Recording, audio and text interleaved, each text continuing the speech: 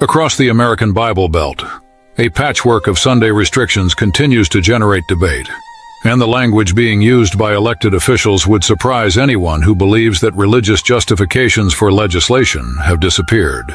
In South Carolina, House Bill 4231, which would allow Sunday liquor sales, managed to pass the House Judiciary Committee with bipartisan support. But it faces fierce resistance in the Senate. Senator Rex Rice stated his opposition in the simplest possible terms: "I think Sunday's God's Day, and I just don't think we need to be selling liquor on God's Day." There it is. Not a labor argument. Not a public health argument. God's Day. That is the reason.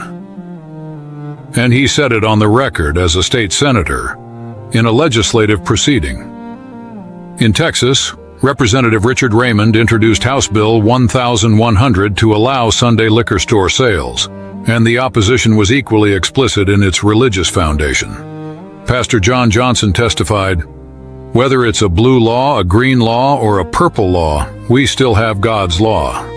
What type of society are we building as we look at trying to change these laws for the purpose of more greed and more indulgence?" In Mississippi, the situation is even more restrictive. The entire state bans all Sunday alcohol sales. House Bill 91 and House Bill 92, which would allow limited Sunday sales between 1 and 6 p.m., remain pending before the Senate.